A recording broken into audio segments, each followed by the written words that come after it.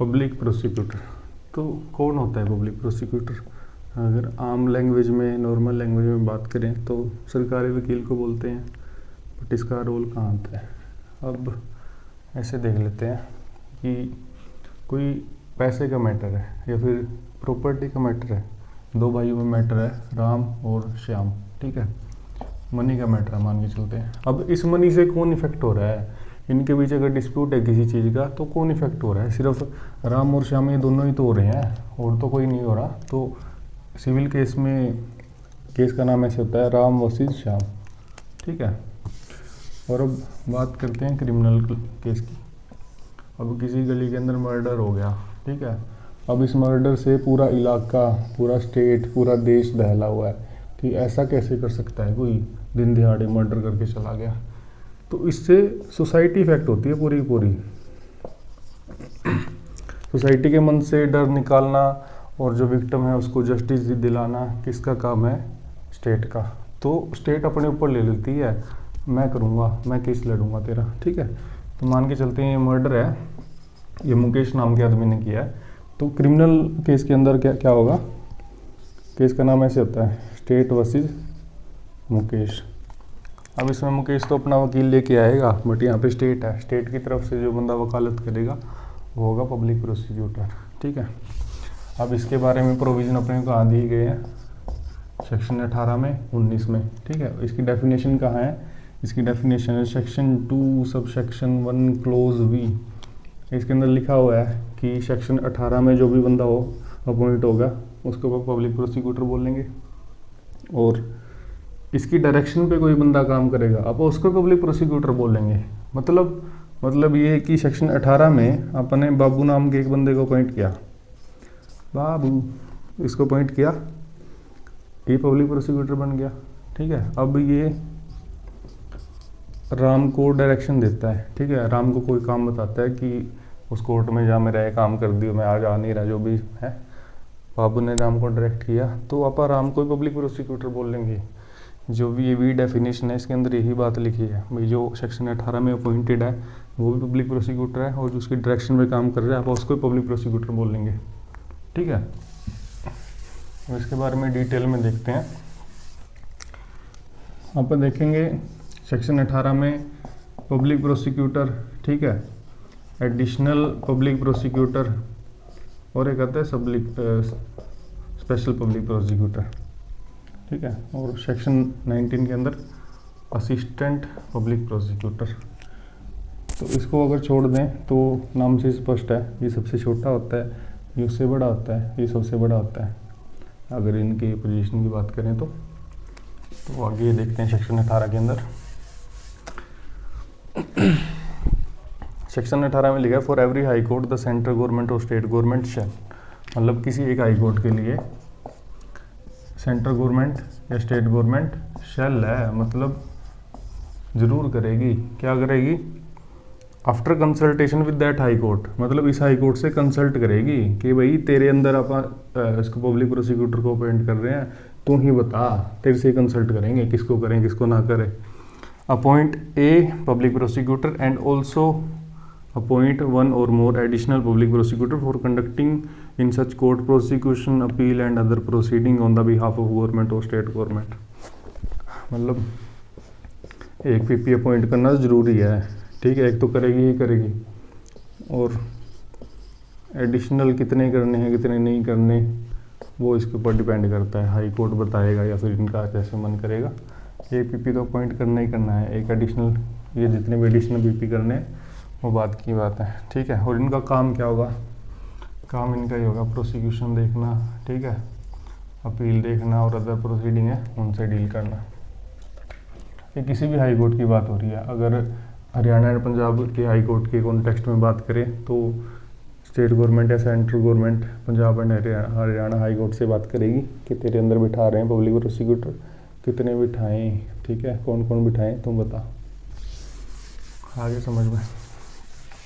अब ये तो थी एक नॉर्मल हाई कोर्ट की बात, भी देश में जितने भी हाई कोर्ट है उनकी बात थी। अब दिल्ली के लिए स्पेशल अलग से प्रोविजन दे रखे हैं, provided that for NCT Delhi the central government shall after consultation with high court of Delhi appoint the public prosecutor or additional public prosecutor for the purpose of subsection. मतलब कि जब दिल्ली हाई कोर्ट की बात हो रही है तो सिर्फ central government Delhi high court से कंसल्ट करेगी, बोलेगी बता भाई कितने पीपी लेके आऊँ, कितने एडिशनल पीपी लेके आऊँ।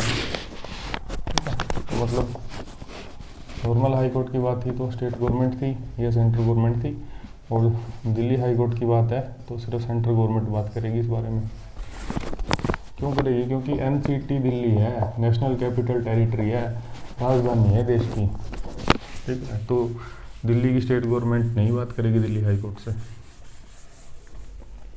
उसके बाद द सेंट्रल गवर्नमेंट में appoint one or more public prosecutor for the purpose of conducting any case in any district in local area.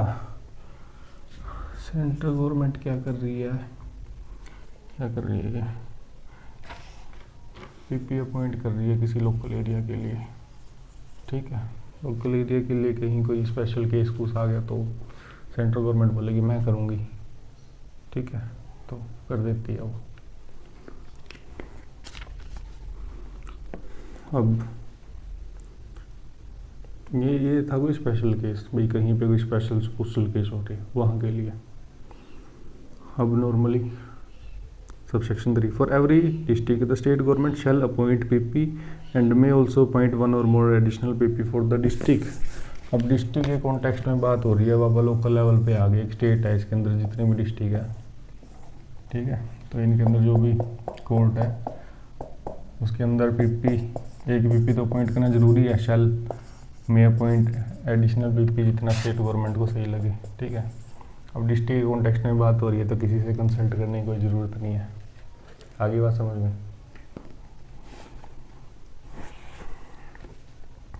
अब एक बात ये है कि स्टेट गवर्नमेंट बस सीट वगैरह बता रही है, आगे इनके अपॉइंटमेंट वगैरह जो भी है उसके प्रोविजंस आगे हैं। बस इसने अलॉट कर दिया कि फलानी जगह पे इतने पीपी या इतने एडिशनल पीपी होने चाहिए। अब बात करते हैं प्रोवाइजो की। सब सेक्शन 3 का प्रोवाइजो, सेक्शन 3 का प्रोवाइजो क्या कहता है? Provided that the public prosecutor or additional prosecutor appointed in one district. इस डिस्ट्रिक्ट की बात कर रहे हैं, यहाँ पे कोई पीपी या फिर एडिशनल पीपी अपॉइंट किया था, ठीक है। May be appointed also to be PP or additional PP to another district. इसको किसी और डिस्ट्रिक्ट का पीपी या एडिशनल पीपी बना सकते हैं, इसका बना सकते हैं, ठीक है। मतलब एक जो बंदा है जो यहाँ पे पीपी या फिर एडिशनल पीपी की तरह काम कर रहा है, स्टेट गवर्नमेंट उसको किसी और डिस्ट्रिक्ट का पीपी बना सकती है। ऐसा ज़रूरी नहीं है कि ये एक ही कोर्ट के अंदर अपना कार्रवाई करेगा।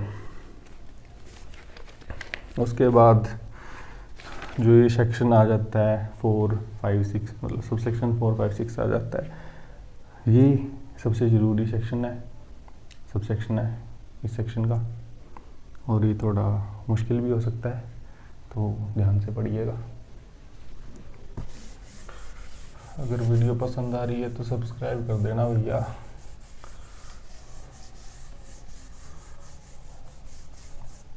ठीक है।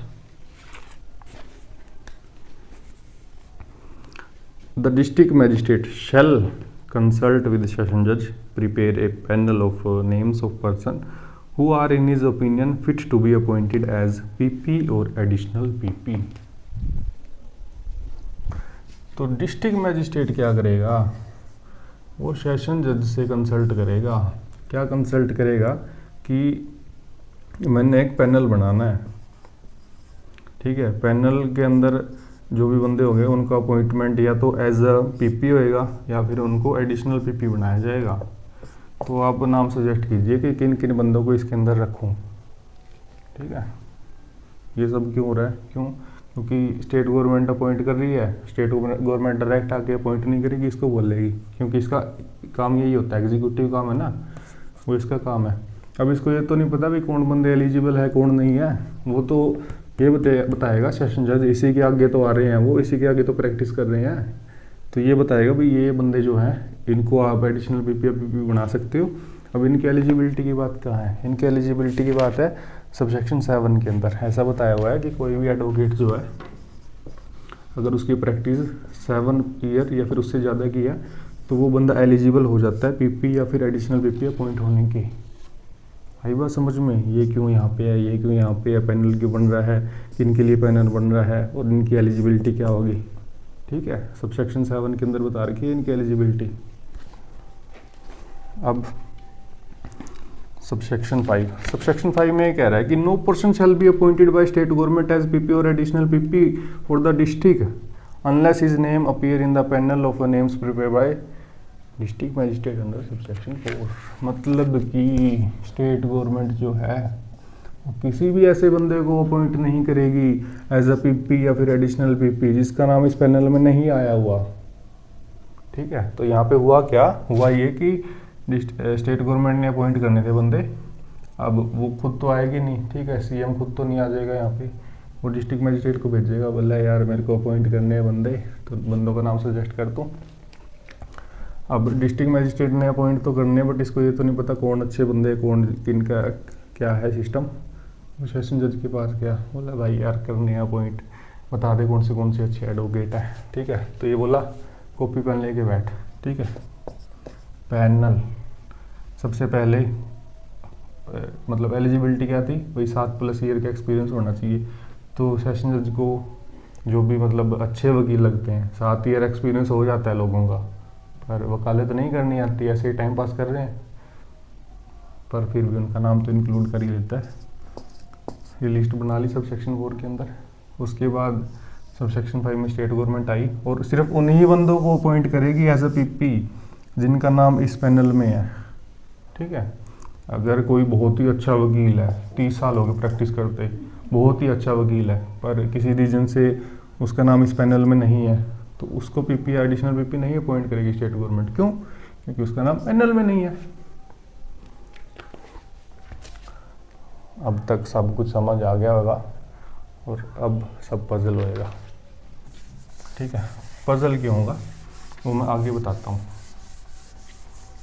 तो सबसेक्शन 6 में जाने से पहले अपन उसकी एक्सप्लेनेशन खोलते हैं। ठीक है, एक्सप्लेनेशन के अंदर लिखा हुआ है regular cadre of prosecuting officer. Regular cadre of prosecuting officer, ये क्या बोला है? ये है कि means A cadre of prosecuting officer which includes therein the post of PP by whatever name called and which provides the promotion of assistant PP by whatever name called। इसके अंदर simple इतनी बात है कि जो असिस्टेंट पीपी होता है ना, ठीक है, इसको ऐसे अपॉइंट नहीं किया जाता पैनल पुनर बना के। ऐसे होता है कि LLB करने के बाद, ये एग्ज़ाम देने के बाद असिस्टेंट पीपी बन जाता है। ठीक है, अब ये असिस्टेंट पीपी तो बन गया, इसकी एक प्रमोशन की प्रोसेस भी तो होगी। ठीक है, ये सारी उम्र असिस्टेंट थोड़ी बन के रह जाएगा, ये आगे जाके एडिशनल बनेगा, फिर पीपी बनेगा। ठीक है, तो इसकी प्रमोशन की प्रोसेस भी तो होगी। तो जिस लिस्ट में इनका नाम लिखा होता है प्रमोशन के लिए, उस लिस्ट को बोलते हैं regular cadre of prosecuting officer. ठीक है, मतलब इसमें एक नाम लिखा है वट एवर नेम कॉल्ड, इसको अलग अलग जगह पे अलग अलग नामों से बुलाते हैं। ठीक है, इंग्लिश में असिस्टेंट वीपी, हिंदी में पता नहीं क्या बोलते हैं, तेलुगु में, तमिल में पता नहीं क्या बोलते हैं। ठीक है, तो जो असिस्टेंट वीपी वो असिस्टेंट वीपी रहेगा। अब बात ये थी कि इसमें ऐसे बोला है, सबसेक्शन 6 ये बोल रहा है नॉटविथस्टैंडिंग एनीथिंग इन सबसेक्शन 5, मतलब सबसेक्शन 5 को छोड़ दो।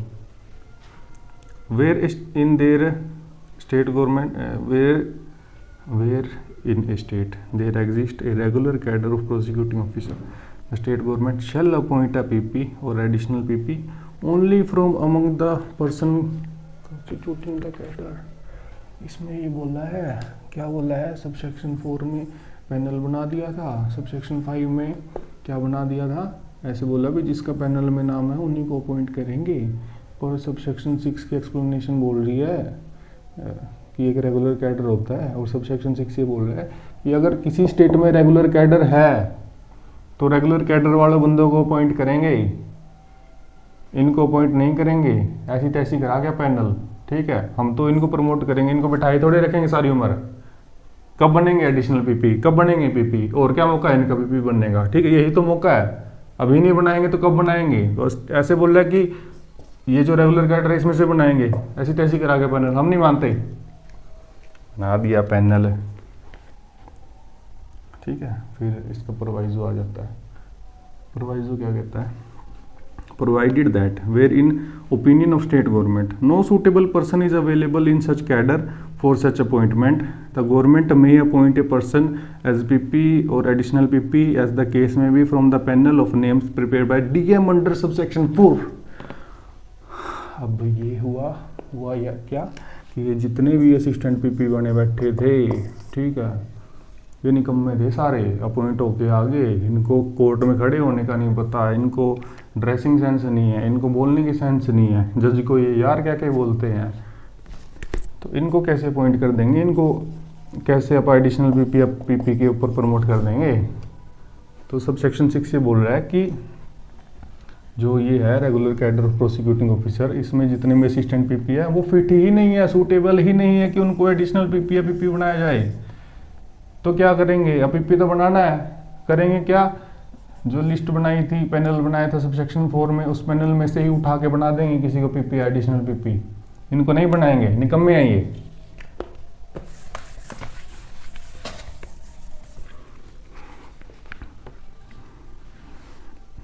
Explanation B.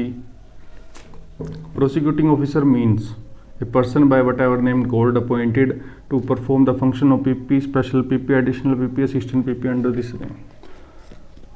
प्रोसिक्यूटिंग ऑफिसर की बात हो रही है, कौन होता है ये वो होता है जो PP, additional PP, special PP या फिर असिस्टेंट पीपी का काम करता है, ठीक है। क्या काम होते हैं इनके, अपने फर्स्ट सबसेक्शन के अंदर देखा था कि प्रोसिक्यूशन का काम करते हैं, अपील का काम करते हैं, अदर प्रोसीडिंग देखते हैं, मतलब कोर्ट के अंदर जितने भी काम होते हैं वकील वाले, वो जो काम करता है उसको प्रोसिक्यूटिंग ऑफिसर बोलेंगे, ठीक है। बस अब सबसेक्शन 7 में क्या कह रहा है कि ये अब बात कर रहे हैं ना इनको अपॉइंट करने की, पीपी को, एडिशनल पीपी को अपॉइंट करने की बात कर रहे हैं, तो इनकी एलिजिबिलिटी की बात है। इसमें बस इतना लिखा है कि जो भी एडवोकेट है, ठीक है, उसका एक्सपीरियंस 7 ईयर या फिर उससे ज़्यादा का है, वो एलिजिबल है additional PP, special PP, special नहीं, एडिशनल और पीपी अपॉइंट होने की। उसके बाद सबसेक्शन 8 स्पेशल पब्लिक प्रोसिक्यूटर की बात कर रहे हैं। स्पेशल पब्लिक प्रोसिक्यूटर कैसे होगा, मतलब अब ये मान के चलो कि कोई केस हो गया सीरियस टाइप का, ठीक है, उसके लिए कोई अच्छे से वकील की ज़रूरत है। एक एग्जांपल ले लेते हैं, जैसे अभी कोलकाता के अंदर एक सीरियस केस हुआ था, तो उसके लिए अच्छे वकील की ज़रूरत थी, ठीक है। अब रेगुलर कैडर वाले तो बेकार है, जैसे मैंने बता दिया, वो काम के नहीं थे, और पैनल जो बनाया है वो एक अलग चीज़ है, क्योंकि उसमें 7 साल वाले एक्सपीरियंस वाले ले रहे थे। बट स्पेशल पीपी कौन होगा, इसके एक्सपीरियंस की बात करिए, स्पेशल पीपी उसी बंदे को बनाएंगे जिसके पास 10 साल या उससे ज़्यादा का एडवोकेसी का एक्सपीरियंस है, ठीक है। अब फिर बात ये भी आ जाती है, इसका प्रोवाइजो बताता है, provided that the court may permit the victim to engage an advocate of his choice to assist the prosecution under this subsection। अब ये बोल दिया कि भाई जो भी विक्टिम था, मान के चलो, ठीक है, गवर्नमेंट ने फुल एफर्ट करे, भाई स्पेशल पीपी बना दिया, जिसका एक्सपीरियंस था 10 साल का। अब जिसने 10 साल वकालत करी है उसको समझ तो आएगी होगी, कुछ तो मतलब अचीव किया उसने लाइफ में। बट यहाँ विक्टिम को फ्रीडम है कि विक्टिम अपनी चॉइस का एडवोकेट लेके आ सकती है, वो कैसे पे करेगी, इसको कैसे नहीं पे करेगी, कैसे इन्होंने अरेंज किया, वो अलग बातें हैं। बट अगर ये बोल रहे कि भाई हम तो हमारे वाले पीपी में हम जो वकील लेके आएंगे उस पर ज़्यादा ट्रस्ट करते हैं, वो ज़्यादा एलिजिबल है, वो ज़्यादा अच्छा है हमारे हिसाब से, तो विक्टिम के पास चॉइस है कि हाँ भाई करो अपनी मन मर्जी।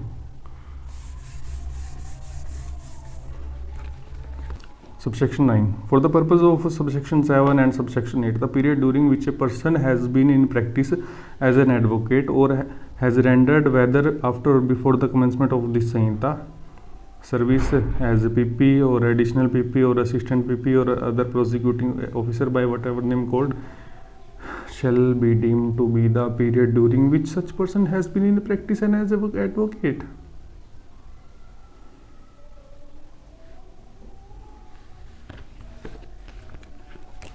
इसमें ये बोल रहा है इस संहिता के आने से पहले, बिफोर और आफ्टर, ठीक है। कोई बंदा पीपी था, असिस्टेंट पीपी था, एडिशनल पीपी था, ठीक है, किसी भी तरीके का प्रोसिक्यूटिंग ऑफिसर था, तो वो मानेंगे कि हाँ उसकी प्रैक्टिस गुड प्रैक्टिस है, ठीक है। इससे पहले सीआरपीसी था, ठीक है, सीआरपीसी में अपॉइंट हो रहे थे।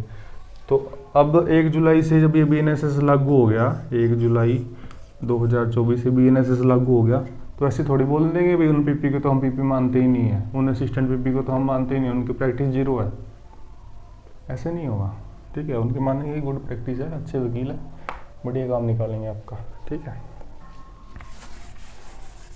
अब अपने असिस्टेंट पीपी के बारे में पढ़ना है, तो उसके लिए अपने पास है सेक्शन 19, ठीक है। अब तक अपने देखा पीपी, एडिशनल, स्पेशल, ठीक है। इनका एक्सपीरियंस था 7 ईयर और प्लस, इसका एक्सपीरियंस था 10 ईयर और प्लस। अब है असिस्टेंट पीपी, ठीक है। इसका एक्सपीरियंस वगैरह का, प्रैक्टिस वगैरह का कहीं भी जिक्र नहीं है, ठीक है, सिंपल सा सेक्शन है, देखते हैं। Additional PP, the state government shall appoint in every district 1 or more assistant PP for conducting prosecution in court of magistrate. State government क्या करेगी, एक या एक से ज़्यादा असिस्टेंट पीपी अपॉइंट कर देगी। क्यों?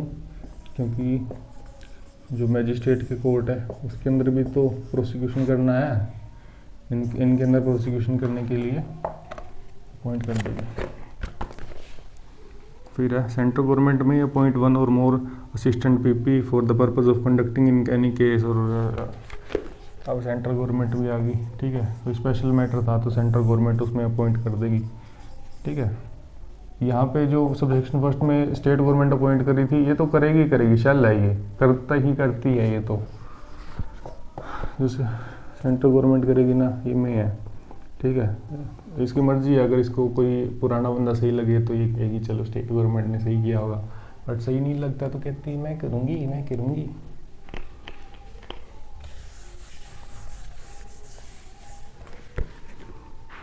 उसके बाद अच्छा सेक्शन आ जाता है। अच्छा सेक्शन ये क्यों है? क्योंकि किसी भी बंदे को असिस्टेंट पीपी बना रहे हैं। क्यों बना रहे हैं? Without prejudice to provision containing subsection 1 subsection 2, मतलब कि सबसेक्शन 1 और सबसेक्शन 2 के प्रोविजंस को ना छेड़ते हुए। इसमें क्या था, अपन देखे स्टेट गवर्नमेंट अपॉइंट करी है, सेंट्रल गवर्नमेंट अपॉइंट कर रही है। सबसेक्शन 3 कह रहा है इनके प्रोविजन को ना छेड़ते हुए, where no assistant PP is available for the purpose of any particular case, कि कोई असिस्टेंट पीपी है ही नहीं, ठीक है। केस लगा हुआ है, डेट है उसकी, मान के चलो आज 22 फरवरी है, 20 मार्च की डेट है उसकी, ठीक है, और पीपी ही नहीं है अपने पास असिस्टेंट पीपी, तो क्या होगा? तो होगा ये कि district magistrate may appoint any other person to be assistant PP in charge of that case after giving notice of 14 days to state government. तो डीएम क्या करेगा? डीएम ये करेगा कि किसी भी पर्सन को असिस्टेंट पीपी बना देगा और बोल देगा भाई 20 तारीख को तारीख है, वो जियो अपनी फाइल वगैरह लेके पढ़ के जाइयो, अच्छे से नहीं पीटेगा मेरे से, ठीक है। और जब ये असिस्टेंट पीपी अपॉइंट कर रहा है तो 14 डेज का नोटिस देगा स्टेट गवर्नमेंट को। क्यों? ऐसे बोलेगा भाई देखो तुमने तो अपॉइंट किया नहीं, ना तो तन्ने करा स्टेट इसने, सेंट्रल गवर्नमेंट ने, ठीक है। ये इसमें कोर्ट में केस तो लड़ना है, 20 तारीख है, कौन लड़ेगा? पीपी तो चाहिए मना है, असिस्टेंट पीपी चाहिए मना है, मेरी मर्जी है, मेरा जिसने बनाऊँ, ठीक है। 14 दिन का नोटिस दे दिया, तन्ने अच्छा लग गया तो ठीक है, जब माड़ा लग गया तो बता, मैं और पर्सन अपॉइंट करूँगा, नहीं तो आप कर दे, ये बात है इसके अंदर, ठीक है। तो 14 दिन का नोटिस दे दिया स्टेट गवर्नमेंट को। इसका पर्पज़ यही है कि स्टेट गवर्नमेंट देखेगी कि किसी बंदे को अगर अपॉइंट किया है वो एलिजिबल है, सही है, नहीं है, अपने ओपिनियन देगी, ठीक है। अगर इसको अच्छा लगे तो बोल देगी भी चल कर लेने दे यार, ठीक है। अगर नहीं लगे अच्छा तो वो स्टेट गवर्नमेंट बोल देगी ना इसको रहने दे, मैं भेजती हूँ किसी को, ठीक है। अब थोड़ा सा पता नहीं इंटरेस्टिंग बोलूँ इसको या क्या बोलूँ, वो पार्ट है इसमें बोल रहा है कि provided that no police officer shall be eligible to be appointed as assistant PP if, मतलब कि ये बोल दिया कि डीएम के पास पावर है कि एनी पर्सन, किसी भी पर्सन को, मुझे भी, आपको भी, किसी को भी असिस्टेंट पीपी बना सकती है केस लड़ने के लिए, ठीक है, बट उस पुलिस ऑफिसर को नहीं बनाएगी। यहाँ पे नो पुलिस लिखा है, नो पुलिस का मतलब ये नहीं किसी भी पुलिस को, उस पुलिस ऑफिसर को नहीं बुलाएगी, उस पुलिस ऑफिसर को नहीं बनाएगी। किसको? नंबर बी कि उसकी रैंक जो है इंस्पेक्टर से नीचे है, ठीक है, और नंबर ए कि जिस केस के अंदर उसको असिस्टेंट पीपी बनाया जा रहा है उसने उसकी इन्वेस्टिगेशन के अंदर पार्ट लिया हो, ठीक है, मतलब कोई अक्यूज है, मुकेश नाम के बंदे ने कोई कांड कर दिया, अब इसकी इन्वेस्टिगेशन के अंदर जो बंदा शामिल था ना, तो उस पुलिस ऑफिसर को आप असिस्टेंट पीपी नहीं बनाएंगे, ठीक है। इसको एक एग्जांपल से समझते हैं।